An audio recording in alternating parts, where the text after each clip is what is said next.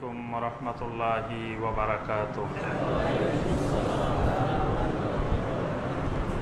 إن الحمد لله نحمده ونستعينه ونستغفره ونعوذ بالله من شرور أنفسنا ومن سيئات أعمالنا.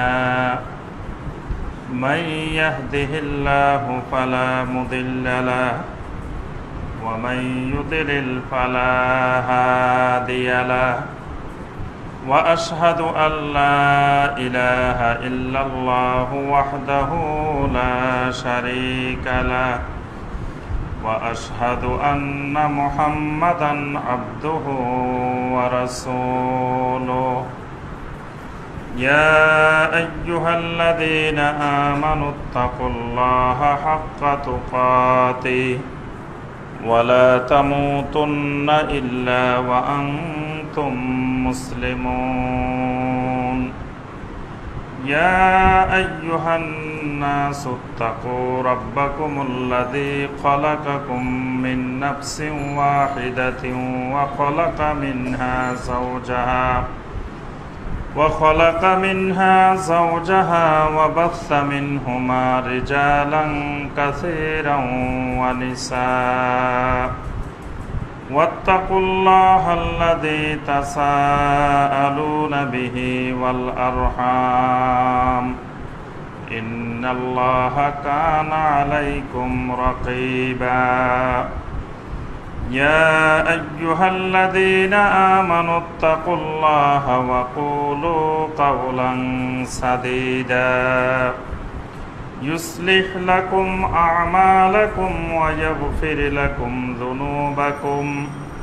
ومن يطع الله ورسوله فقد فاز فوزا عظيما. اللهم صل على محمد وعلى آل محمد كما صليت على إبراهيم وعلى آل إبراهيم إنك حميد مجيد. اللهم بارك على محمد وعلى آل محمد كما باركت على إبراهيم وعلى آل إبراهيم إنك حميد مجيد. সম্মানিত উলামায়ে কেরাম, মুআজ্জাজ মুকাররাম মুসল্লিয়ানে কেরাম, আল্লাহ রাব্বুল আলামিনের দরবারে লাখো কোটি শুকরিয়া যে আল্লাহ রাব্বুল আলামিন আমাদেরকে 1437 হিজরি সনের সর্বশেষ জুমুআ 27শে যুলহিজ্জা তারিখে আমাদেরকে মসজিদে উপস্থিত হওয়ার পরে কোরআন এবং সুন্নাহ থেকে দ্বীনি কিছু বিষয়ে আলোচনা করার এবং শোনার তৌফিক দিয়েছেন। সেই রব্বুল আলামিনের শুকর আদায় করি, সকলে বলি আলহামদুলিল্লাহ। সম্মানিত মুসল্লিয়ানে কেরাম, আজকে 1437 হিজরি সনের সর্বশেষ জুমুআ, 27শে যুলহিজ্জা। এরপরে আর 1437 হিজরি সনের আর জুমা নেই। এর পরবর্তী জুমা থেকে শুরু হবে 1438 হিজরি সনের জুমুআ।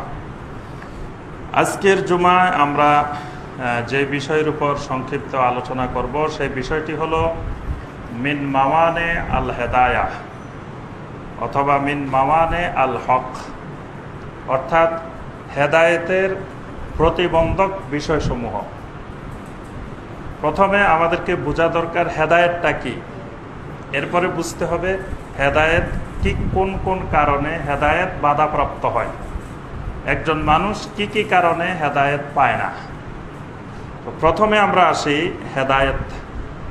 হেদায়েতকে কয়েকটি নামে নামকরণ করা হয়। এটাকে কোরআন এবং সুন্নাহয় কোনো জায়গায় হেদায়েত বলা হয়, কোনো জায়গায় এটাকে হক বলা হয়, সত্য বলা হয়। আবার কোনো কোনো জায়গায় এটাকে হুদা, এটাকে হেদায়েত, এইভাবে আল্লাহ পাক বর্ণনা করেছেন। তো অর্থাৎ সংক্ষিপ্ত কথা হলো, হেদায়েত বলতে বোঝানো হয় কোনো ব্যক্তি সঠিক ইসলামের উপরে থাকা, এটাই হলো হেদায়েত। অর্থাৎ ইসলাম, নবী সাল্লাল্লাহু আলাইহি সাল্লামের পরে এই পৃথিবীতে শত শত বছর ধরে কিয়ামত পর্যন্ত ইসলাম থাকবে এবং কোটি কোটি মুসলিমও থাকবে। কিন্তু এই মুসলিমদের মধ্যে সবাই কিন্তু হেদায়েতের উপরে থাকবে না। মুসলিম থাকবে, কিন্তু কিছু মুসলিম থাকবে হেদায়েতের উপরে, আবার কিছু থাকবে গুমরাহির উপরে। হেদায়েতের বিপরীত হলো দলালাহ। আল্লাহ পাক কোরআনে কারিমে সূরা আল ফাতিহার মধ্যে আমাদেরকে আল্লাহ পাক শিখিয়েছেন ইহদিনাস সিরাতাল মুস্তাকিম। প্রথমে হেদায়েত আল্লাহর কাছে দোয়া করার জন্য আল্লাহ পাক শিখিয়েছেন যে আল্লাহ আমাদেরকে হেদায়েত দেন, হেদায়েতের রাস্তা দেখান, সিরাতাল মুস্তাকিমের রাস্তা দেখান। আবার শেষে এসে বলা হয়েছে ওয়ালা দলিন, দলিনদের রাস্তা না, মানে যারা গোমরা হয়ে যায় সে গোমরার রাস্তা না। তাহলে হেদায়েতের বিপরীত হলো দলালাহ। পৃথিবীতে মুসলিম যুগে যুগে ছিল, এখনো আছে, কিয়ামত পর্যন্ত থাকবে। কিন্তু মুসলিম দুই ভাগে বিভক্ত থাকবে, এক ভাগ থাকবে হেদায়েতের উপরে, আর এক ভাগ থাকবে দলালতের উপরে, গুমরাহির উপরে। কিন্তু যারা গুমরাহির উপরে থাকবে তারাও কিন্তু নিজেরা বুঝবে না যে তারা গুমরাহির উপরে আছে। তারা মনে করবে তারা হকের উপরে আছে, হেদায়েতের উপরে আছে। যেমন নবী সাল্লাল্লাহু আলাইহি ওয়াসাল্লামের সময়ে মক্কার মুশরিকেরা তারা শিরক করত, কিন্তু তারা মনে করত তারা হকের উপরে আছে, হেদায়েতের উপরে আছে। তারা যদি বুঝতো যে তারা হেদায়েতের উপরে নেই, তাহলে কিন্তু সবাই আল্লাহ রাসূল সাল্লাল্লাহু আলাইহি ওয়াসাল্লামকে মেনে নিয়ে ইসলাম গ্রহণ করত। কিন্তু তারা না মানার কারণ হলো তারা বুঝে নিছে, তারা মনে করে নিছে যে আমরা হেদায়েতের উপরে আছি। আবু জেহেলও মনে করছে হেদায়েতের উপরে আছে, আবু লাহাবও মনে করছে হেদায়েতের উপরে আছে, উতবা সাহেবা যারাই বড় বড় মুশরিক কাফের ছিল সবার একটাই ধারণা ছিল যে আমরা হেদায়েতের উপরে আছি। এখন এরকম মুসলিমদেরও কিয়ামত পর্যন্ত ধারণা থাকবে যে আমরা হেদায়েতের উপরে আছি, কিন্তু আসলে হেদায়েতের উপরে থাকবে না। এই হেদায়েতের উপরে না থাকার কারণ কি? কি কি কারণে হেদায়েতের উপরে মানুষ থাকতে পারে না এবং এই হেদায়েতের উপরে থাকে নাই, এই অভিজ্ঞতা কিন্তু যুগে যুগে আম্বিয়া আলাইহিমুস সালামের যুগ থেকে চলে আসতেছে। আল্লাহ সুবহানাহু ওয়া তাআলা এই পূর্বেকার জাতিগুলোর, পূর্বেকার উম্মতগুলো কি কি কারণে হেদায়েতের উপরে থাকতে পারে নাই, হেদায়েতের ক্ষেত্রে প্রতিবন্ধক, সঠিক দ্বীনের উপরে থাকার ক্ষেত্রে প্রতিবন্ধকগুলো কি কি, সেগুলো আল্লাহ পাক কোরআনে কারিমে আমাদের সামনে তুলে ধরেছেন। এর মধ্যে বড় বড় কারণ হলো আটটি কারণে মানুষ হেদায়েতের উপরে, সঠিক দ্বীনের উপরে থাকতে পারে না। এই আটটি কারণকে বলা হয় মাওয়ানিউল হেদায়াহ, মাওয়ানিউল হক।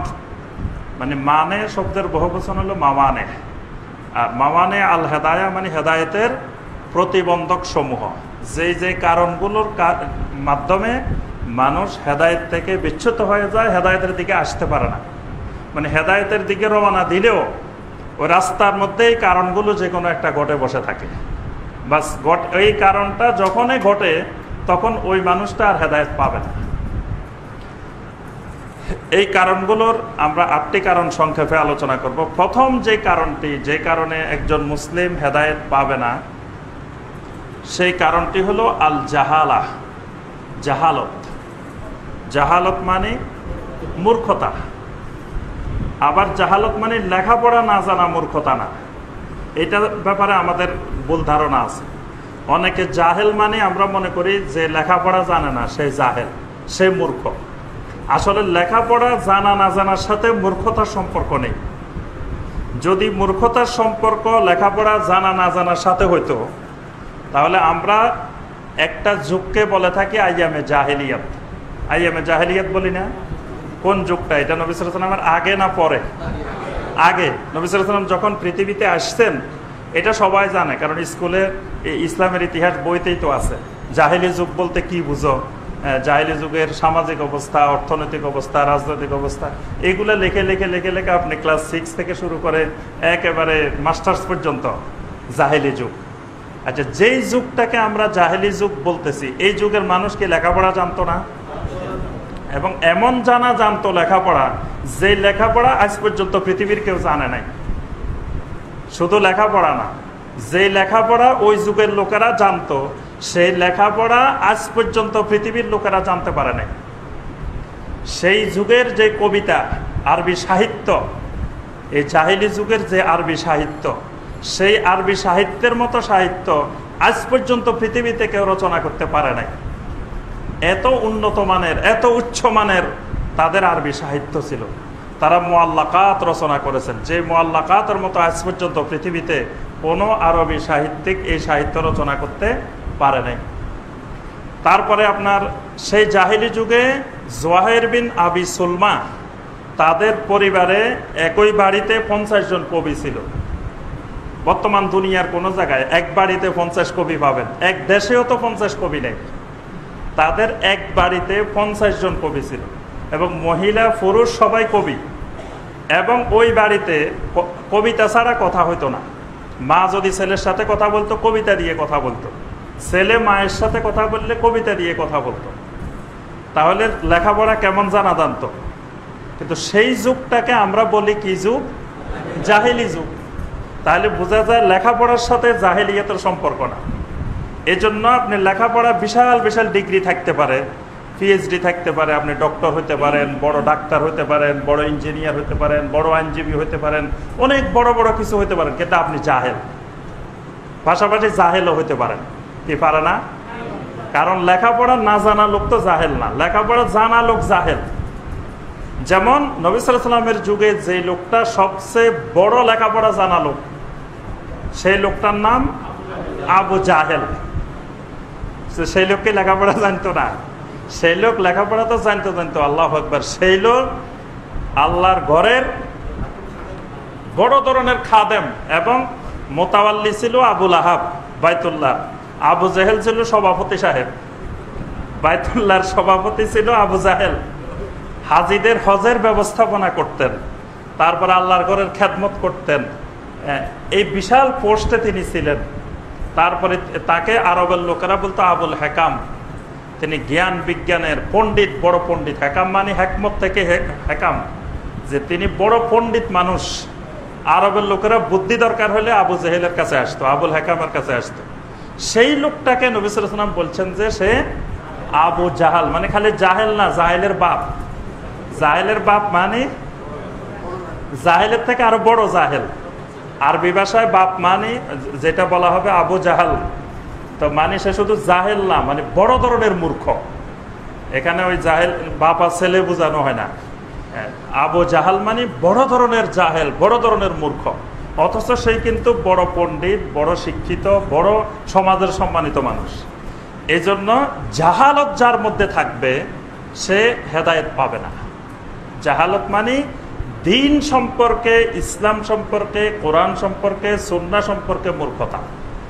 মানে দুনিয়াবি জ্ঞান তার কাছে অনেক আছে, অনেক জানে, বিভিন্ন সাবজেক্টে সে পারদর্শী, কিন্তু দিন সম্পর্কে কিছুই জানে না, এবং দিন সম্পর্কে জানার প্রয়োজনও অনুভব করে না।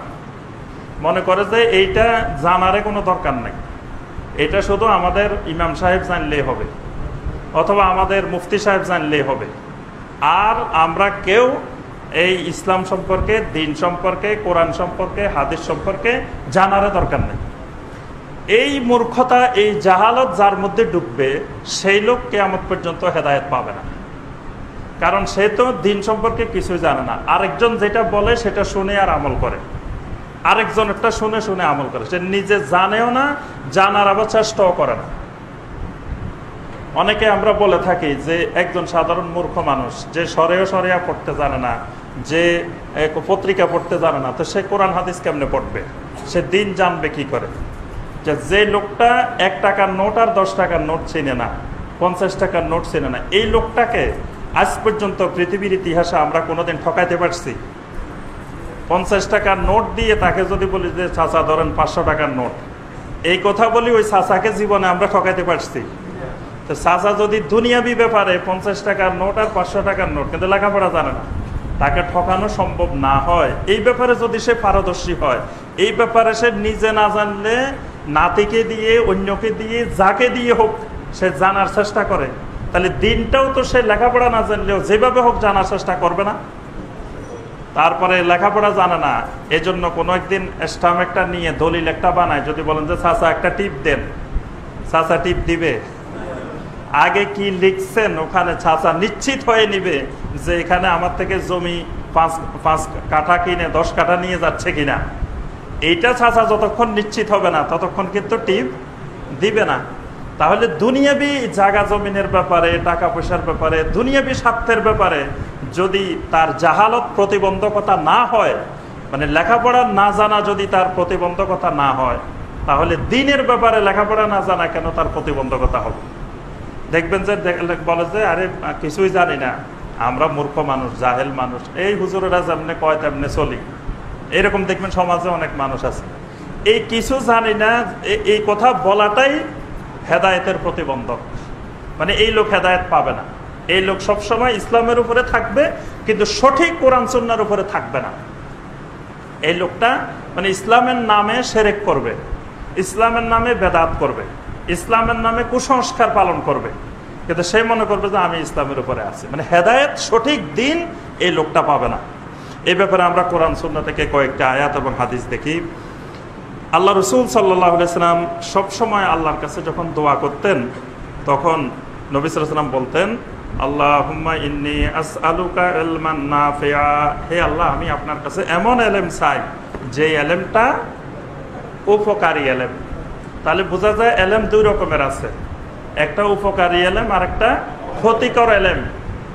ইলম উপকারও করে, ইলম ক্ষতিও করে।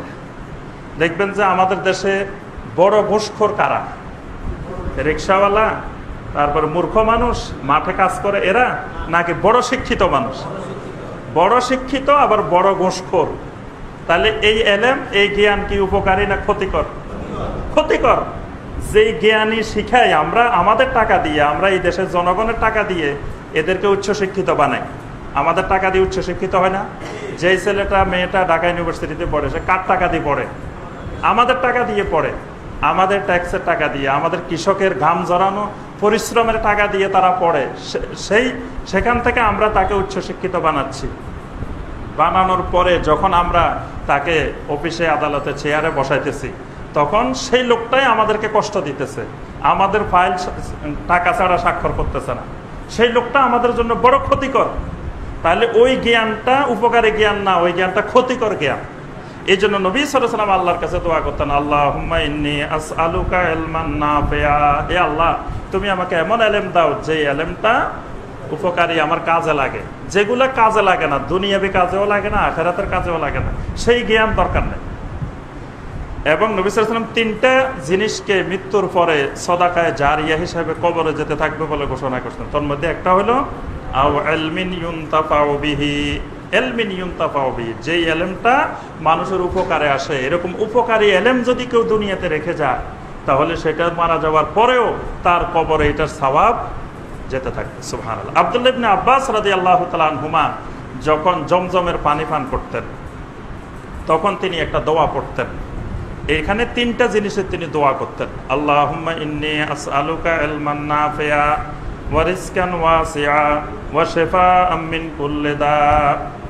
তিনি 3টা জিনিসের জন্য আল্লাহর কাছে দোয়া করতেন। একটা হলো আল্লাহুম্মা ইন্নী আসআলুকা ইলমান নাফিআ, হে আল্লাহ আমি আপনার কাছে ইলম, উপকারী ইলম চাই, উপকারী জ্ঞান। দ্বিতীয় হলো ওয়া রিজকান ওয়াসিআ, প্রশস্ত রিজিক, মানে একেবারে অঢেল সম্পদও না আবার অভাবও না, মানে যেই রকম সম্পদ থাকলে মানুষের কাছে হাত পাতা লাগে না। আমি স্বাভাবিকভাবে আল্লাহর ইবাদত করার জন্য যে পরিমাণ সম্পদ দরকার এটাকে বলা হয় রিজকে ওয়াসে। আর তৃতীয় যে জিনিসটি দোয়া করতেন ওয়া শিফাআম মিন কুল্লি দা, সকল রোগ ব্যাধি থেকে আল্লাহ তোমার কাছে শেফা চাই। সুবহানাল্লাহ। একজন মানুষের যদি উপকারী ইলম থাকে, প্রশস্ত রিজিক থাকে, রোগ ব্যাধি থেকে সুস্থ থাকে, তাহলে দুনিয়াতে এই মানুষের চেয়ে সুখী মানুষ আর পৃথিবীতে কেউ নাই। এই জন্য আব্দুল্লাহ ইবনে আব্বাস রাদিয়াল্লাহু তাআলা আনহুমা এই উম্মার সবচেয়ে বড় জ্ঞানী, নবী রাসূলদের পরে সবচেয়ে বড় জ্ঞানী এই উম্মার, যাকে বলা হয় হিব্রুল উম্মাহ, এই উম্মার সবচেয়ে বড় জ্ঞানী মানুষ হলেন আব্দুল্লাহ ইবনে আব্বাস রাদিয়াল্লাহু তাআলা আনহু। তিনি এই দোয়াটা করতেন। কারণ তিনি গবেষণা করে দেখছেন যে এই 3 জিনিস হইলে দুনিয়াতে কোনো মুমিনের আর কিছু দরকার নেই। তাহলে এই 3টা কবুল হইলেই তো বাস। তাহলে এখানে প্রথম যে জিনিসটি সেটি হলো এলমে নাফে, উপকারী এলেম লাগবে। তাহলে উপকারী এলেম না হলে সেটা জাহালত, মানে ক্ষতিকর এলেমও জাহালত। যেই এলেম আমাকে হেদায়েত দিতে পারে না, সঠিক রাস্তা দেখাতে পারে না, সেই এলেম উপকারী এলেম না, সেই এলেম ক্ষতিকর এলেম। সূরা আল বাকারার ৭৮ নম্বর আয়াতে আল্লাহ পাক বলেন, ওয়া মিনহুম উম্মিয়ুনা লা ইয়ালামুনাল কিতাবা ইল্লা আমানিয়া ওয়া ইনহুম ইল্লা ইয়াজুন্নুন। আল্লাহ পাক বলেন, মানুষের মধ্যে কিছু মানুষ আছে উম্মিয়ুন, এরা উম্মি, এরা নিরক্ষর মানুষ, মানে কিছু জানে না। লা ইয়ালামুনাল কিতাবা ইল্লা আমানিয়া, এরা কিতাবের কোনো এলেমই রাখে না, কোনো জ্ঞানই রাখে না। ইল্লা আমানিয়া, শুধুমাত্র তারা আশা করে বসে থাকে। ওয়া ইনহুম ইল্লা ইয়াজুন্নুন, আর এরা শুধু সবসময় ধারণার উপরেই চলতে থাকে। এখানে আল্লাহ পাক দুইটা কথা বলছেন। একটা হলো এই উম্মি মানুষগুলোর দুইটা বৈশিষ্ট্য আছে। একটা হলো লা ইয়ালামুনাল কিতাবা ইল্লা আমানিয়া, কিতাবের কিছুই জানে না কিন্তু আশা করে বসে থাকে। এটা হলো উম্মি মানুষদের আল্লাহ পাক একটা বৈশিষ্ট্য বলছেন, যে এরা কোরআনের কিছুই জানে না, সুন্নাহরও কিছু জানে না, কিন্তু আশা করে বসে থাকে যে এরা জান্নাত পাবে। মানে জানেও না, জানার চেষ্টাও করে না। জানে না ভালো কথা, কিন্তু কোথাও কোরআনের তাফসিরেও বসবে না, বা কোনো জায়গা থেকে হাদিসের দার্স হচ্ছে সেখানেও বসবে না। দিন জানার জন্য কোনো প্রচেষ্টাই চালাবে না, কিন্তু আশা করে বসে আছে যেহেতু ঈমান আনছি আল্লাহ পাক জান্নাত না দিয়ে যাবে কই। মানে আল্লাহর ঠেকা তাকে জান্নাতে দেওয়া, তার ঠেকা নাই। মানে তার ধারণাটাই এরকম যে ঈমান যাতে একবার আনছি, একবার লা ইলাহা ইল্লাল্লাহ পড়ছি যাতে, তো যে কোনো উপায়ে আল্লাহ পাক আমাকে জান্নাত দিবে নেই, বাস আমি নামাজ না পড়লেও জান্নাতি, আবার সুদ খাইলেও জান্নাতি, ঘুষ খাইলেও জান্নাতি, মানে যা করি, কিন্তু যেহেতু আমার নামের আগে মুহাম্মদ আছে তাহলে আমি জান্নাতি, এরকম আশা করে বসে থাকে। তাহলে এই আশা করার মানুষগুলো হেদায়েত পাবে না, কারণ সে গোমরাহির উপরে থাকবে। গোমরাহির উপরে থাকলে সে আর হেদায়েত পাচ্ছে না। আরেকটা হলো ওয়াইনহুম ইল্লা ইয়াজুন্নুন, এরা শুধু ধারণার উপরে চলতে থাকে। মানে অরিজিনাল কিতাবের কোনো জ্ঞান নাই, দিন সম্পর্কে কোনো জ্ঞান নাই, শুধু ধারণা, সবকিছু ধারণা ধারণা করে করে চলে। মানে মনে করে যে এটা করলে মনে হয় ভালো, এটা করলে মনে হয় ভালো, সবকিছুতে মনে হয়, কারণ তার তো নিশ্চিত জ্ঞান নাই। এজন্য তার জ্ঞানটা হলো মনে হয়, মনে হয় এটা ভালো, মনে হয় এটা করলে ভালো, আমার আব্বা আমার জন্য মনে হয় এরকম একটা জিনিস করলে ভালো হয়। মানে এই যে মনে হয় এবং ধারণা, এটা উম্মি মানুষদের একটা বৈশিষ্ট্য। আল্লাহ পাক বলতেছেন এই উম্মি মানুষগুলো যারা এরকম করে, আশার উপরে চলে আর ধারণার উপরে চলে, এই মানুষগুলো হেদায়েত পাবে না। আর পৃথিবীতে যত মানুষ থাকে তার অধিকাংশ মানুষই জাহেল। আল্লাহ পাক এই কথা কোরআনে বারবার বলছেন, অনেক আয়াতে দেখবেন এই কথা আল্লাহ পাক বলছেন, ওয়ালাকিন্না আকসারান নাস লা ইয়ালামুন, অধিকাংশ মানুষেরাই কিছু জানে না। তাহলে পৃথিবীর মধ্যে আপনি যত মানুষ আছে সব মানুষ যদি হিসাব করেন তাহলে শিক্ষিত বেশি না অশিক্ষিত বেশি? স্বাভাবিক জ্ঞানে কিন্তু শিক্ষিত বেশি, কিন্তু আল্লাহ পাক কোরআনে বলছেন যে অধিকাংশ মানুষই লা ইয়ালামুন, কোনো এলেম নাই, জানে না।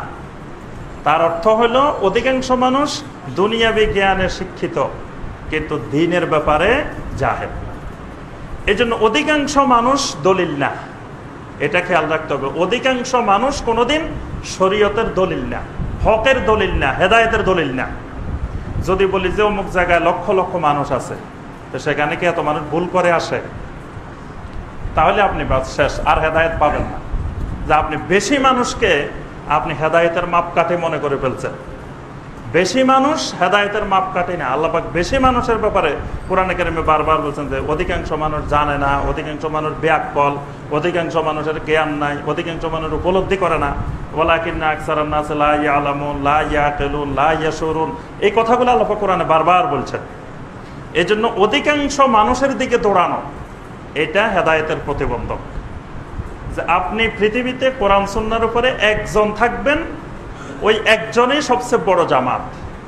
আপনি হকের উপরে একজন মানে এক জামাত।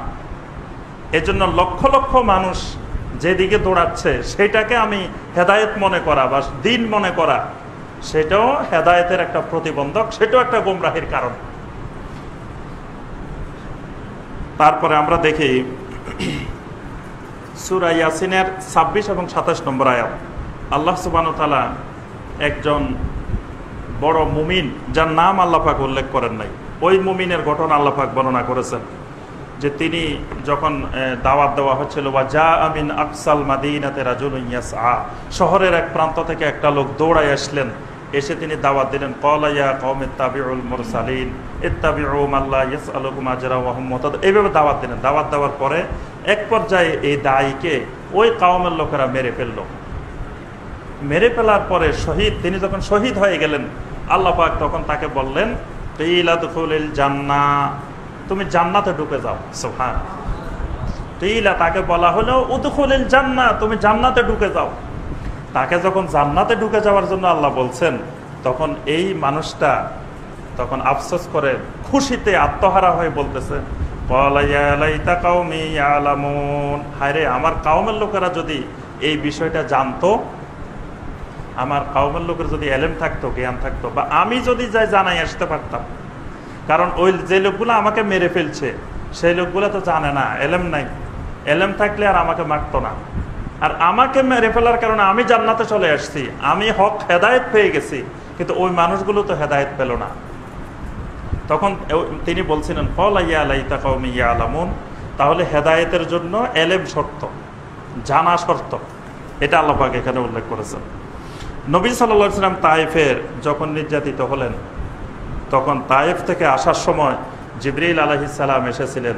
এসে বলছিলেন, ইয়া রাসূলুল্লাহ সাল্লাল্লাহু আলাইহি ওয়াসাল্লাম, আপনি যদি নির্দেশ দেন, আপনি যদি একটু অনুমোদন দেন, এই তায়েফের দুই পাশে যে বিশাল বিশাল পাহাড়গুলো আছে, এইগুলো দিয়ে এই তায়েফের বাসীকে একেবারে ওই বড় বড় কওমের যে আযাব গজব নাজিল হয়েছিল সেরকম করে তাদেরকে মাটির সাথে মিশাই দেওয়া হবে, এবং পাহাড়ের নিচে তাদেরকে জীবন্ত কবর দিয়ে দেওয়া হবে। তখন নবী সাল্লাল্লাহু আলাইহি ওয়াসাল্লাম বলছেন, আল্লাহুম্মা হদি কওমি ফাইন্নাহুম লা ইয়ালামুন, হে আল্লাহ, তুমি এই তায়েফের মানুষদেরকে, এই কওমকে হেদায়েত দাও, কারণ ফাইন্নাহুম লা ইয়ালামুন, এদের এলেম নাই, এরা জানে না। এরা যদি জানতো যে আমি আল্লাহ রাসূল, আমি নবী, আমাকে কোনোদিন মারতো না, কিন্তু এদের এলেম নাই, জ্ঞান নাই, জানে নাই, বুঝে নাই, এজন্য তারা আমাকে মারছে।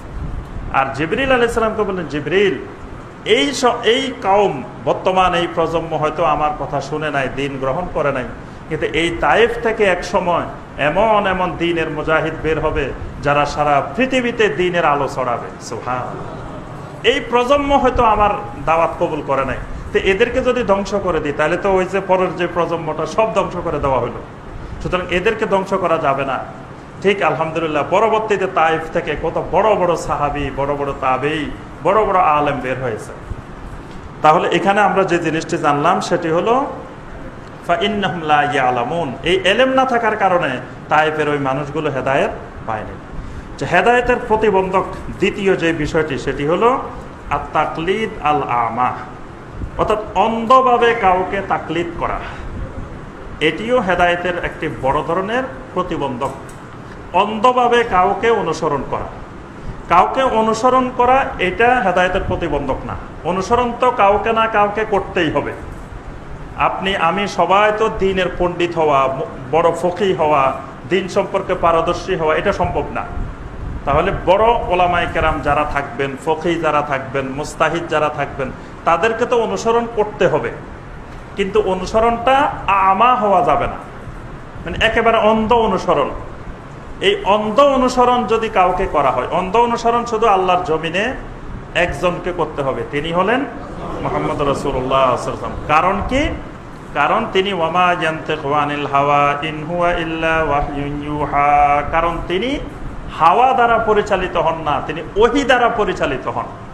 তাকে সরাসরি আল্লাহ সুবহানাহু ওয়া তাআলা আরশে আজিম থেকে তাকে পরিচালনা করেন। এজন্য তার কথা বুঝে আসুক না আসুক, তার কথা অন্ধভাবে অনুসরণ করতে হবে। তার বাহিরে আর কোনো সাহাবী, কোনো তাবেঈ, কোনো তাবে তাবেঈন, কোনো উলামা, কাউকে একেবারে অন্ধ অনুকরণ করা যাবে না। অন্ধ অনুকরণ মানে উনি যা বলে 100% ঠিক, এর বাহিরে ওনার মধ্যে না, মানে ব্যাঠিকের কিছু নাই, এইরকম 100% ঠিক মনে করে কাউকে অন্ধভাবে যদি অনুসরণ করা হয়, তাহলে ওই ব্যক্তি সঠিক হেদায়েত পাবে না। কারণ পৃথিবীতে যত মানুষ আছে প্রত্যেক মানুষেরই, তিনি যত বড় আলেম হন, যত বড় ফকিহ হন, যত বড় মুস্তাহিদ হন, তার কিছু না কিছু ভুল থাকবেই। এটা থাকাটাই স্বাভাবিক, না থাকাটাও স্বাভাবিক। তো যেহেতু তিনি ভুল থাকবে, তো তাকে শতভাগ অনুসরণ করা মানে ওই তার সঠিকটাও অনুসরণ করলাম, ভুলটাও অনুসরণ করলাম। তো ভুলটা অনুসরণ করলে আর আমি হেদায়েত পাইলাম না। এই জন্য একজনের অন্ধ অনুকরণ না করে আমি 10 জনকে অনুসরণ করলাম, 20 জনকে অনুসরণ করলাম, তাহলে দেখবেন যে যেই জিনিসটা নিয়ে একজনের ভুল হচ্ছে আরেকজন আলেমের সেটা ভুল হচ্ছে না। তখন আমি 10 জনের থেকে যখন জিনিসটা জানবো, তখন সেখানে আমার সামনে সঠিক কোনটা সেটা স্পষ্ট হয়ে যাবে।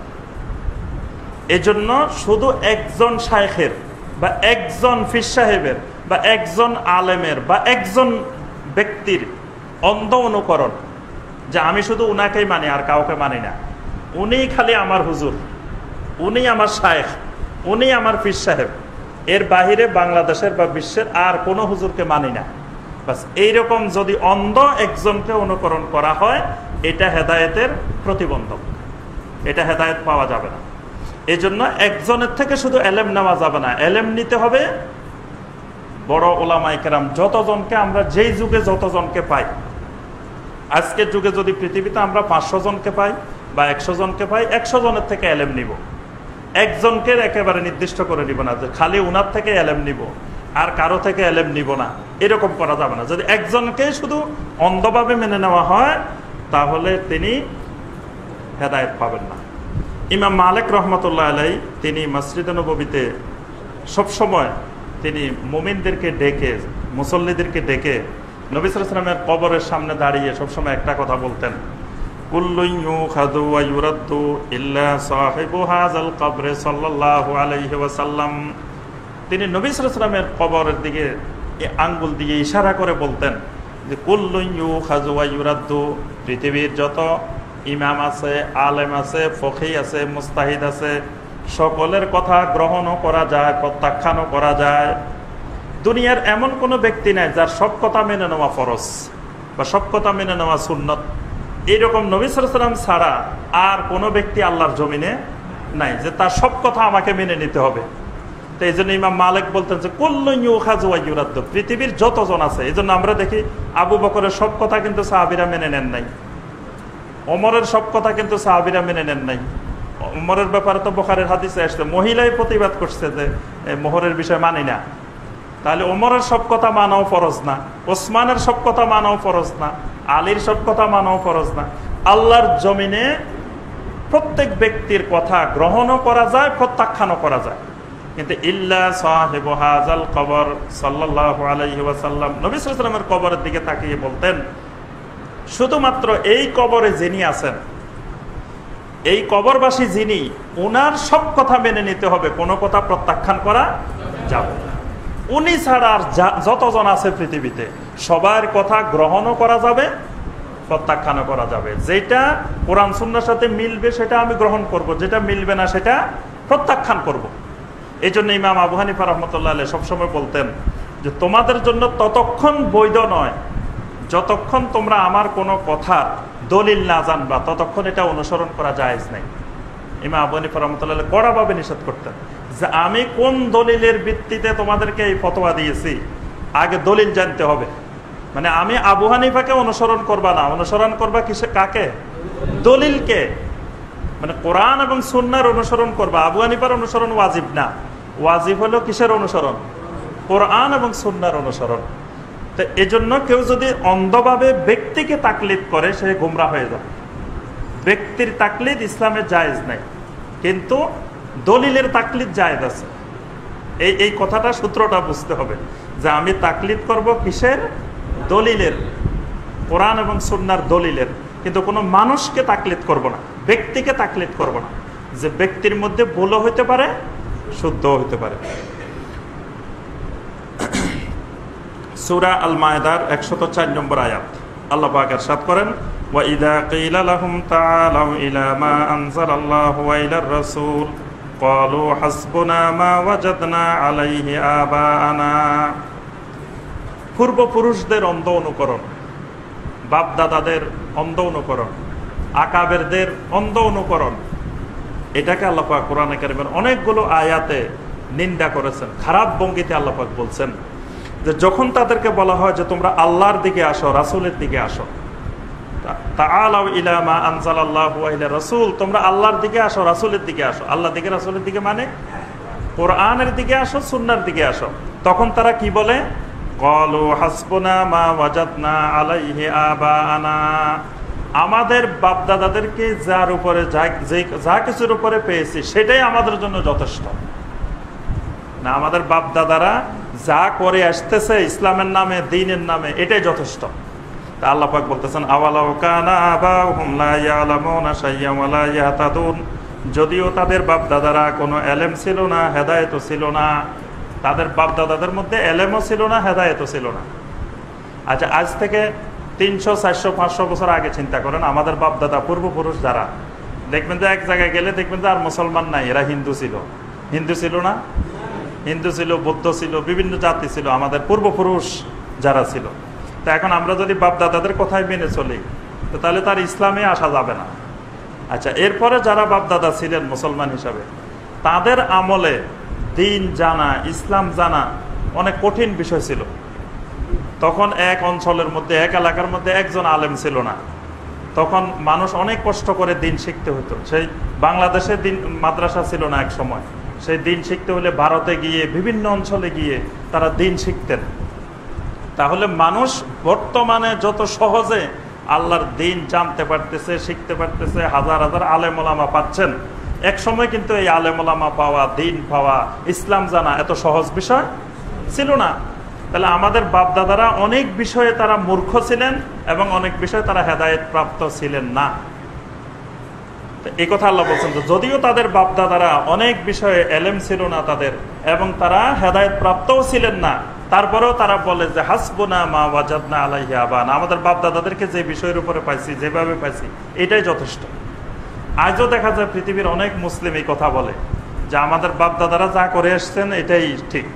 তো দুনিয়াবি ব্যাপারে বাপ দাদার অনুসরণ করে না, দ্বীনি ব্যাপারে শুধু বাপ দাদার অনুসরণ। দুনিয়াবি ব্যাপারে যে এক সময় আমাদের এই সরকার বাড়ি মসজিদ ধরেন, এক সময় কিসের ছিল? মাটির ছিল, টিনের ছিল, ছিল না? তো এখন আমরা বিল্ডিং করছি, তারপর ফ্যান লাগাইছি, এসি লাগাইছি। এখন তো কেউ বলে না, না আমাদের বাপ দাদারা টিনের মসজিদে নামাজ পড়ছে, আমরা কেন বিল্ডিং মসজিদে নামাজ পড়বো? আমরা কেন ফ্যানের নিচে পড়বো? আমরা কেন এসি লাগাবো?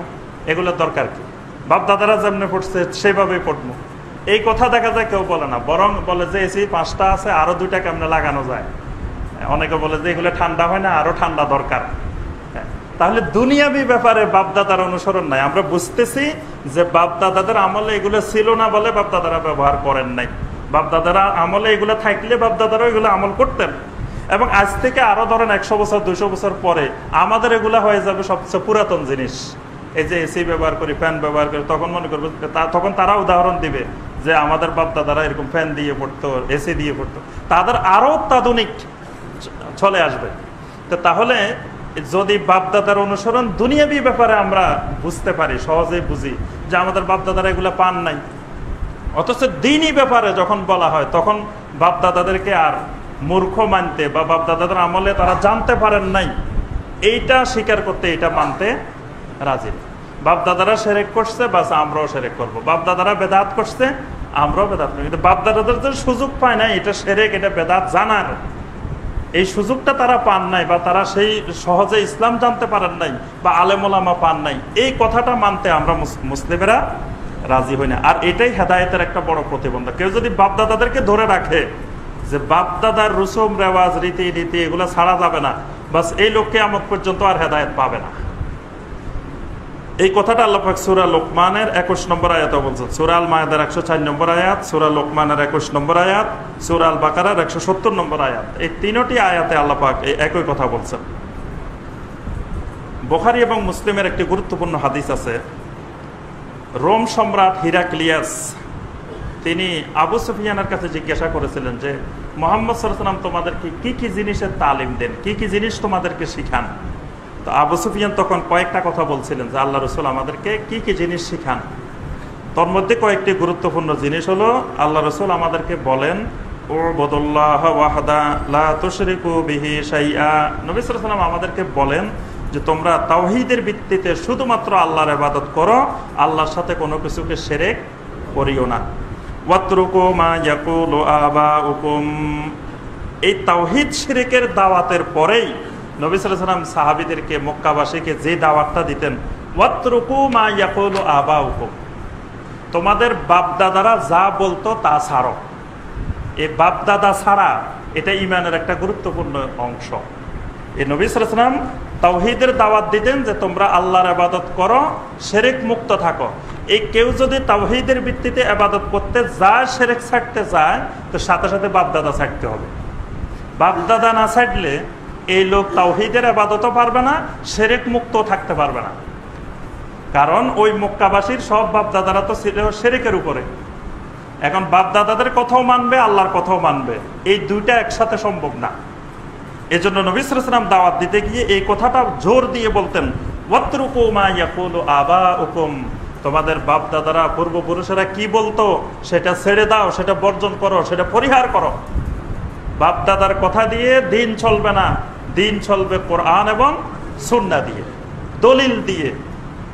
দলিলের নাম হলো ইসলাম। বাপদাদার রসুম রেওয়াজ, পদ্ধতি, এগুলোর নাম ইসলাম নয়। কিন্তু মুসলিমদের মধ্যে আজও এই ব্যাপারে ভ্রান্ত ধারণা আছে। বলে কি যে নতুন নতুন হুজুর, এখন নতুন নতুন হুজুর বাইরেছে, নতুন নতুন কথা বলে। আমাদের বাপদাদাদেরকে এক এক হুজুর দেখছি গ্লাসের মধ্যে ফু দিলে গ্লাসে ফেটে যেত। গ্লাস যদি ফেটে যেত পানি থাকতো কোথায়? এইরকম হুজুর, এত বড় বড় হুজুর দেখছি, দোয়া করার সাথে সাথে বৃষ্টি নাজিল হয়ে গেছে, এরকম হুজুর দেখছি। এখন হুজুর বাংলাদেশের সবগুলো মিলে দোয়া করলেও তো বৃষ্টি হবে না। সেসব হুজুরেরা এগুলা করে গেছে। আর এখন নতুন নতুন হুজুর বাইরে বলে যে এটা বেদাত, এটা শিরক, এটা করা যাবে না, এটা করা যাবে না। দেখবেন যে এখনো অনেক মানুষের মধ্যে এই জাতীয় কথাবার্তা প্রচলন আছে। এটা হেদায়েত পরিপন্থী কথা, এটা হেদায়েতের প্রতিবন্ধক। যে ওই সমস্ত ওলামায়ে কেরাম অবশ্যই হকের উপরে ছিলেন, সত্যের উপরে ছিলেন। আমরা বলবো না যে তারা ভুল করছেন, তারা সত্যের উপরে ছিলেন না। তারা তাদের পক্ষে যতটুকু সম্ভব, তারা যতটুকু জানতে পারছেন, বুঝতে পারছেন, তারা হকের উপরে ছিলেন এবং মানুষকে হকের উপরে রাখার চেষ্টা করছেন। কিছু জিনিস তাদের কথা ওই যুগের মানুষ শুনে নাই। আমরা ছোটবেলায় তো অনেক আলেম ওলামা দেখছি যারা গ্রামে বেদাতের কথা বলতো, ওই হুজুরের গ্রামের মানুষ বিতাড়িত করছে। এরকম আলেম ওলামা আমরা ছোটবেলায় দেখছি, যে যারা হকের উপরে থাকতেন ওই সকল আলেম ওলামাদের গ্রামে কোনো বাতে ছিল না। গ্রাম থেকে তাড়াই দিছে যে উনি মিলাদকে বেদাত বলছে, কেয়ামকে বেদাত। মিলাদ বেদাত বলে নাই, শুধু বলছে কেয়াম বেদাত, দাঁড়ানো যাবে না। বাস ওই হুজুরের আর এই গ্রামে থাকার অধিকার নেই। তাহলে এখন যদি বলে যে এত বড় হুজুর ছিলেন, ওই আমলে আমরা কেয়াম করছি, তো তোমরা তো ওই আমলে হুজুরের দৌড়াই দিছ, হুজুরের কথা তো অনুসরণ করো নাই। তাহলে বড় আলেম ছিল ভালো কথা, কিন্তু বড় আলেমের অনুসরণ তো ওই যুগের মানুষ করে নাই। এই কারণেও তো গুমরাহি হইতে পারে। ওই সব আলেমেরা যে করতে বলছেন গুমরাহির কাজগুলো, তা তো নয়। 3 নম্বরে যে জিনিসটি হেদায়েতের প্রতিবন্ধক, সেটি হলো তাআসসুব, আসাবিয়াত, দলবাজি, গ্রুপবাজি। এটাকে কোরআন সুন্নাহর ভাষায় বলা হয় তাআসসুব। এই আসাবিয়াত, তাআসসুব, দলবাজি যেখানে থাকবে যাদের মধ্যে, তারা আর কোনোদিন হেদায়েত পাবে না। কারণ সে তো দলের বাহিরে যেতে পারবে না। দল যা বলে, তার গ্রুপ যা বলে, সেই দলের কথার বাহিরে, মুরব্বীর কথার বাহিরে, দলের আমিরের কথার বাহিরে বা দলের নেতার কথার বাহিরে সে তো যেতে পারবে না। তো দল যদি কোনো গোমরাহির উপরে থাকে, তো সেও গোমরাহির উপরে থাকবে। সে তো দলের বাইরে যেতে পারবে না, সে আর হেদায়েত পাওয়ার সম্ভাবনাও নাই। এই আসাবিয়াতের ব্যাপারে আমরা সহিহ মুসলিমের একটি হাদিস দেখব। জাবের বিন আব্দুল্লাহ রাদিয়াল্লাহু তাআলা আনহু বর্ণনা করেন যে আমরা একদিন নবী সাল্লাল্লাহু আলাইহি ওয়াসাল্লামের সাথে এক যুদ্ধে ছিলাম।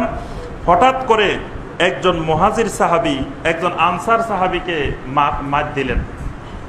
তো মার দেওয়ার পরে আনসার সাহাবীটা উঠে বলতেছে, ইয়া আল আনসার, হে আনসার সাহাবীরা তোমরা কোথায়? তোমাদের একজন আনসারের মারতেছে আর তোমরা বসে আছো। নিজেরা মুসলিমদের মধ্যে যিনি মারছেন উনি হলেন মুহাজির, যাকে মারছেন তিনি হলেন আনসার। এই তখনই দলবাজি হঠাৎ করে শয়তান উস্কাই দিছে। তখন যিনি মার খাইছেন তিনি বলতেছেন যে হে আনসার ভাইয়েরা তোমরা কই, আমার দলের লোকেরা কোথায়? আনসারেরা আমার মুহাজিরে ধরে মারে। মানে মুহাজির কোথা থেকে? মক্কা থেকে আসছে, এগুলো ইন্ডিয়া থেকে আসছে এই দেশের বাসিন্দাও না, সেগুলোই ধরে আমাদেরকে মারে, আর তোমরা বসে রয়েছ। নাউজুবিল্লাহ। মানে দেখেন শয়তান এখানে উস্কাই দিছে দলবাজি, যে এই মুহাজির এরা তো মক্কার মানুষে না, এরা মক্কার মানুষ, মদিনার বাসিন্দায় না, এরা এখানে হিজরত করে আসছে, আর হেরা ধরে আমাদেরকে মারে। দেখেন এখানে যে দলবাজি, যে আনসার এক দল, মুহাজির আরেক দল ভাগ করে ফেলছে। এই কথা যখন বললো নবী সাল্লাল্লাহু আলাইহি ওয়াসাল্লাম এটা শুনতে পেয়ে নবী সাল্লাল্লাহু আলাইহি ওয়াসাল্লাম বললেন, মা বালা দাওয়াল জাহেলিয়া, কি ব্যাপার? আমি তোমাদেরকে আবার সেই জাহেলিয়ত দেখতে পাচ্ছি তোমাদের মধ্যে, আবার সেই জাহেলিয়ত উস্কাই দেওয়া হয়েছে। নবী সাল্লাল্লাহু আলাইহি ওয়াসাল্লাম বললেন যে শয়তান তোমাদেরকে আবার সেই জাহেলিয়তের দিকে উস্কাই দিছে, যে জাহেলিয়ত থেকে তোমরা ইসলামে আসলে আবার সেই জাহেলিয়তের দিকে ফিরে গেল। অর্থাৎ ইসলামে মুহাজির আর আনসারের কোনো জায়গা নাই। মুসলিম মুসলিম, কিসের আনসার কিসের মুহাজির, কারা মক্কার কারা মদিনার এটা মূল বিষয় না। এরা মুসলিম, সব এক দল, এক গ্রুপ, মুসলিম জামাত, মুসলিমটাই একটা দল। তো সেখানে মুসলিমের ভিতরে যদি আবার ছোট ছোট দলে দলে, এটা বাংলাদেশি মুসলিম, এটা ইন্ডিয়ান মুসলিম, এটা পাকিস্তানি মুসলিম, এইরকম মানে ভূখণ্ডের মাধ্যমে অথবা বিভিন্ন পদ্ধতিতে মুসলিমদেরকে আবার ভাগ ভাগ করা, এটাকে নবী সাল্লাল্লাহু আলাইহি ওয়াসাল্লাম বলেছেন মা বালা দাওয়াল জাহেলিয়া। এটা তো আরেক জাহেলিয়াত, যে এইভাবে মুসলিমদেরকে খণ্ড খণ্ড বিভক্ত করা। নবী সাল্লাল্লাহু আলাইহি ওয়াসাল্লাম বললেন দাউহা ফাইন্নাহা মুনতানা, খবরদার মুসলিমেরা এটা ছাড়ো, কারণ এটা দুর্গন্ধযুক্ত, এটা নাপাক, এটা ইসলামে বৈধ নয়। অর্থাৎ ইসলামে মুসলিমদেরকে আলাদা আলাদা করা, খণ্ড খণ্ড করা, দলবাজি করা, গ্রুপে গ্রুপে বিভক্ত করা, এটা ইসলামে হারাম। আর এটা যদি থাকে তাহলে সে আর হেদায়েত পাবে না। নবী সাল্লাল্লাহু আলাইহি ওয়াসাল্লাম বিদায় হজের ভাষণে এই আসাবিয়তকে হারাম করেছেন। নবী সাল্লাল্লাহু আলাইহি ওয়াসাল্লাম বলেছেন ইয়া আইয়ুহান নাস আলা ইন্না রাব্বাকুম ওয়াহিদ, হে মানুষেরা তোমাদের রব একজন, লা ফাদলা লি আরাবিয়্যিন আলা আজামি ওয়ালা লি আজামি আলা আরবি, আরবির উপরে অনারবের কোনো প্রাধান্য নাই, অনারবের উপরে আরবের কোনো প্রাধান্য নাই। মানে কেউ আরব এই কারণে সে আরব মুসলিম যদি মনে করে আমি বাঙালি মুসলিমের চেয়ে আমার মর্যাদা বেশি, কারণ আমার রাসূল আরবের, আরব দেশের এক লোক যদি বলে যে রাসূল আমাদের দেশের মানুষ, এই জন্য আমাদের মর্যাদা বেশি। নবী সাল্লাল্লাহু আলাইহি ওয়াসাল্লাম বিদায় হজের ভাষণে স্পষ্ট করে দিয়েছেন খবরদার, কোন অনারবের উপরে আরবের বিন্দু মাত্র কোনো মর্যাদা নাই, এবং অনারবের উপরে আরবের নাই, আরবের উপরে অনারবের নাই। সারা পৃথিবীর সকল মুসলিমের মর্যাদা সমান। ওয়ালা আলী আহমারা আলা সোয়াদওয়ালা সোয়াদা আলা আহমার, সাদার উপরে কালো, কালোর উপরে সাদা, এদেরও কোনো মর্যাদা নাই। কালো মানুষের উপরে সুন্দর মানুষ, যে আফ্রিকার মানুষগুলো কালো, আমরা যদি মনে করি আমরা সুন্দর, তা আমাদের মর্যাদা বেশি। নবী সাল্লাল্লাহু আলাইহি ওয়াসাল্লামের জন্য স্পষ্ট করছেন খবরদার, কালো মানুষের উপরে সুন্দরের, লালের, ফর্সার কোনো প্রাধান্য নাই। এই জন্য নবী সাল্লাল্লাহু আলাইহি ওয়াসাল্লাম যে মসজিদের ইমাম, যে মসজিদে সালাত আদায় করলে 1 রাকাতে 1000 রাকাতের সওয়াব হয়, সেই মসজিদের মুয়াজ্জিন হলো কালো আফ্রিকান মানুষ। তাহলে নবী সাল্লাল্লাহু আলাইহি ওয়াসাল্লাম এখানে এত সুন্দর সুন্দর আরবের মানুষ থাকতে নবী সাল্লাল্লাহু আলাইহি ওয়াসাল্লাম মুয়াজ্জিন বানাইছেন কাকে? কালো মানুষকে। কালোর উপরে সাদার, সাদার উপরে কালোর কোনো প্রাধান্য নাই। নবী সাল্লাল্লাহু আলাইহি ওয়াসাল্লাম বলেন ইল্লা বিত্তাকওয়া, তবে প্রাধান্য হলো কিসে? তাকওয়া। যদি অনারবের তাকওয়া, বাংলাদেশের মুসলমান কিন্তু তার তাকওয়া যদি বেশি হয়, তো সে আরব দেশের মুসলমানের চেয়ে আল্লাহর কাছে বেশি প্রিয়, কারণ আল্লাহর কাছে মর্যাদা নির্ধারণ হবে তাকওয়া দিয়ে। 4 নম্বরে যেটি হেদায়েতের প্রতিবন্ধক, সেটি হলো কিবির, হাসাদ, সেটি হলো হিংসা, অহংকার। হিংসা আর অহংকার যদি থাকে কারো মধ্যে, সে কোনোদিন হেদায়েত পাবে না। কারণ নবী সাল্লাল্লাহু আলাইহি ওয়াসাল্লাম যখন চিঠি পাঠাইলেন কিসরার কাছে, পারস্য সম্রাটের কাছে, তখন পারস্য সম্রাট খুবই অহংকারে, মদিনার এক মানুষ আমার কাছে চিঠি পাঠায়, আমি হলাম কোথায় কিসরা, আমি হলাম পারস্যের বিশাল সম্রাট, আর আমার কাছে একজন চিঠি পাঠাচ্ছে, সে নবী সাল্লাল্লাহু আলাইহি ওয়াসাল্লামের চিঠিটাকে ছিঁড়ে ফেলছে। তখন নবী সাল্লাল্লাহু আলাইহি ওয়াসাল্লামের কাছে এই খবর আসলো। নবী সাল্লাল্লাহু আলাইহি ওয়াসাল্লাম বলেন আল্লাহুম্মা মাযযিকহু কুল্লা মুমাযযাক, হে আল্লাহ, ওই কিসরা আমার চিঠিটাকে যেভাবে ছিঁড়েছে, তুমি তার রাজ্যটাকে সেভাবে ছিঁড়ে টুকরা টুকরা করে দাও। সুবহানাল্লাহ। নবী সাল্লাল্লাহু আলাইহি ওয়াসাল্লামের দোয়া আল্লাহ পাক সাথে সাথে কবুল করছেন, এবং সেই কিসরা ভেঙ্গে টুকরা টুকরা হয়ে অনেকগুলো রাষ্ট্রে বিভক্ত হয়ে গেছে। তো এখানে এই কিসরা হেদায়েত পায় নাই ওই অহংকারের কারণে, সে অহংকার দেখাইছে। ফেরাউন হেদায়েত পায় নাই। কি কারণে? অহংকারের কারণে। ইবলিস হেদায়েত পায় নাই একমাত্র অহংকারের কারণে। কারুন হেদায়েত পায় নাই অহংকারের কারণে। এই জন্য আমরা দেখি যে এই অহংকার হেদায়েতের একটি প্রতিবন্ধক। 5 নম্বর হলো সাহিবু বেদাহ। সাহিবু বেদাহ আলেম অথবা আবেদ, মানে বেদাতপন্থী আলেম এবং বেদাতপন্থী আবেদ। এক বেদাত আলেম, বড় আলেম, কিন্তু তিনি বেদাতি, অথবা বড় আবেদ, ইবাদতকারী, কিন্তু তিনি বেদাতি। এরাও হেদায়েতের প্রতিবন্ধক। মানে এদেরকে যদি মানুষ অনুসরণ করে তাহলে সে আর হেদায়েত পাবে না। আল্লাহ পাক কোরআনে কারিমে সূরা তাওবা 34 নম্বর আয়াতে আল্লাহ পাক বলছেন, ইয়া আইয়ুহাল্লাযীনা আমানু ইন্না কাসীরাম মিনাল আহবার ওয়ার রুহবান, হে ঈমানদারগণ, তোমাদের মধ্যে অনেক আহবার এবং রুহবান আছে। আহবার রুহবান হলো বড় বড় আলেম আর বড় বড় আবেদ। লা ইয়াকুলুনা আমওয়ালান নাস বিল বাতিল, এরা অন্যায় পদ্ধতিতে, বাতিল পদ্ধতিতে মানুষের সম্পদ ভক্ষণ করে, মানুষের সম্পদ খায় বাতিল পদ্ধতিতে। ওয়া ইয়াসুদ্দুনা আন সাবিলিল্লাহ, আর মানুষদেরকে আল্লাহর রাস্তায় বাধা সৃষ্টি করে, প্রতিবন্ধকতা সৃষ্টি করে। তাহলে আল্লাহর রাস্তায় প্রতিবন্ধকতা সৃষ্টি করে কারা? এক শ্রেণীর আলেম এবং আবেদ, এবং এরা হলো সাহিব বেদা, মানে বেদাতি পদ্ধতি দিয়ে সম্পদ খায়, বেদাতি সম্পদ দিয়ে, বেদাতি পদ্ধতি দিয়ে মানুষ থেকে টাকা উপার্জন করে, আবার আল্লাহ রাস্তা মানুষদের প্রতিবন্ধকতা তৈরি করে। এই মানুষগুলো, এই আলেম এবং আবেদও হেদায়েতের প্রতিবন্ধক। 6 নম্বরে হলো জাইগুল কালব, কাসওয়াতুল কালব বা জাইগুল কালব, মানে অন্তর কঠিন হয়ে যাওয়া, অন্তর বাঁকা হয়ে যাওয়া। অন্তর বাঁকা হয়ে গেলে বাস এই লোক আর হেদায়েত পাবে না। আল্লাহ পাক যদি অন্তরকে বাঁকা করে দেন, অন্তরের বক্রতা, এই জন্য আল্লাহ পাক দোয়া শিখাইছেন সূরা আলে ইমরানের 8 নম্বর আয়াতে, রব্বানা লা তুযিগ কুলুবানা বা'দা ইয হাদাইতানা, হে আল্লাহ, আমাদেরকে হেদায়েত দেওয়ার পরে আমাদের অন্তরগুলোকে বাঁকা করে দিও না। তাহলে এখানে বা'দা ইয হাদাইতানা, হেদায়েতের পরে অন্তর বাঁকা করিও না, মানে অন্তর বাঁকা হলে আর হেদায়েত পাবে না। এটা হেদায়েতের একটা প্রতিবন্ধক, বিপরীত জিনিস। 7 নম্বর হলো ইত্তেবাউল হাওয়া। একটা হলো ইত্তেবাউল ওহী, আর একটা হলো ইত্তেবাউল হাওয়া। ইত্তেবাউল ওহীর বিপরীতটাই হলো ইত্তেবাউল হাওয়া। একটা হলো ওহীর অনুসরণ করা, আর একটা হলো হাওয়ার অনুসরণ করা। হাওয়ার মানে প্রবৃত্তি, কুপ্রবৃত্তি, মানুষের প্রবৃত্তির অনুসরণ করা, যে সে ওহীর অনুসরণ না করে নিজের মনের ইচ্ছাটাকে প্রাধান্য দেওয়া, এটাকে বলা হয় ইত্তেবাউল হাওয়া। ইত্তেবাউল হাওয়া যদি থাকে তাহলে সে হেদায়েত পাবে না। আল্লাহ পাক সূরা নাজিয়াতের 40-41 আয়াতে বলছেন, সূরা আল কাহাফে বলছেন, অনেকগুলো আয়াত আছে। 8 নম্বরে যে জিনিসটি, সেটি হলো আদমু খাশিয়াতিল্লাহ, আল্লাহর ভয়, খাশিয়াতুল্লাহ না থাকা। খাশিয়াতুল্লাহ যদি কারো অন্তরে না থাকে তাহলে তিনি হেদায়েতের উপরে থাকবেন না। তিনি হয়তো মুসলিম থাকবেন বা ইবাদত বন্দেগীও করবেন, কিন্তু সহি দ্বীন পাবে না যদি তার অন্তরে খাশিয়াতুল্লাহ না থাকে, আল্লাহর ভয়। আল্লাহর ভয় যদি না থাকে তাহলে তো সে যা ইচ্ছা তাই করতে পারে, যা ইচ্ছা তাই বলতে পারে। এই খাশিয়াতুল্লাহটা হেদায়েতের একটি বড় মাধ্যম।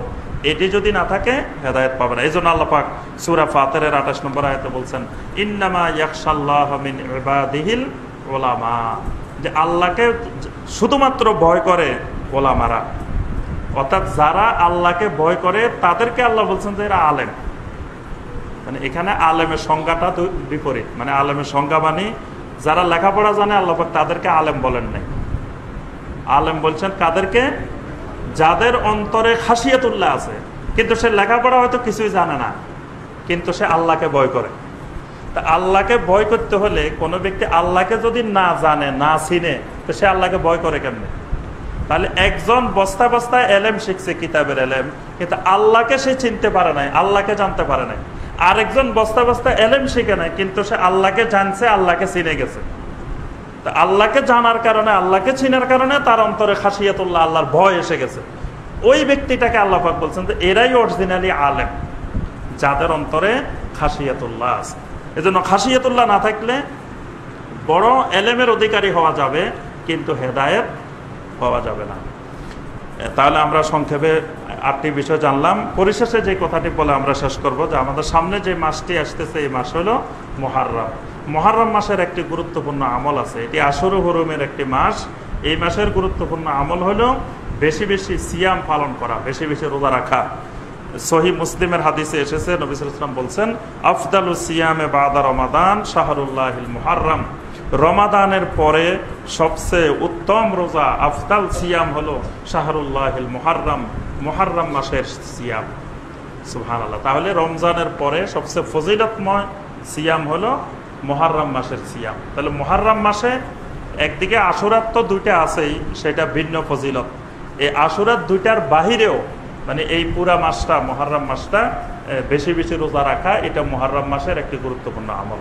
আল্লাহ পাক আমাদের সবাইকে হেদায়েত পাওয়ার তৌফিক দান করুন। হেদায়েতের প্রতিবন্ধক এই সকল বিষয় থেকে আল্লাহ আমাদেরকে হেফাজত করুন। আমিন ইয়া রাব্বাল আলামিন। সুবহানাকাল্লাহুম্মা বিহামদিকা আশহাদু আল্লা ইলাহা ইল্লা আনতা আস্তাগফিরুকা।